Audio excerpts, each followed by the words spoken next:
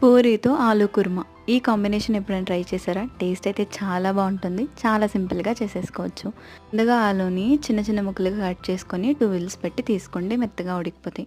నీళ్ళు ఒంపేసి ఇలా స్మాష్ చేసి పక్కన పెట్టుకోండి. వేరొక ప్యాన్‌లో కొద్దిగా ఆయిల్ వేసుకొని సాసవులు, సన్నగా తరిగిన ఉల్లిపాయలు, పచ్చిమిరపకాయల చీలికలు, వెల్లుల్లిపాయలని కచ్చా పచ్చాగా దంచి వేసుకోండి. ఇలా వేయించుకున్నాక ఒక 2 టమాటోల్ని సన్నగా తరిగి వేసుకోండి. టమాటాలు లైట్‌గా మగ్గిపోయాక స్మాష్ చేసి పెట్టుకున్నాం కదా! ఆలూని వేసుకొని కొద్దిగా వాటర్ యాడ్ చేసి పసుపు, అలానే సోంపు, కొద్దిగా ధనియాల పొడి వేసుకోండి. తగినంత ఉప్పు వేసి ఒకసారి బాగా మిక్స్ చేసుకోవాలి. ఇలా ఉడుకుతున్నప్పుడు కరివేపాకు, కొత్తిమీర యాడ్ చేసుకోండి. అలానే 1 టేబుల్ స్పూన్ శనగపిండి తీసుకొని కొద్దిగా వాటర్ వేసి ఉండలేమీ లేకుండా కలిపి వేసుకోవాలి. మీకు శనగపిండి అవసరం లేదు అంటే స్కిప్ చేసేయచ్చు. కానీ వేశారంటే టేస్ట్ చాలా బావుంటుంది. ఒక 5 నిమిషాలు ఉడికించుకున్నారంటే ఆలు కుర్మా రెడీ.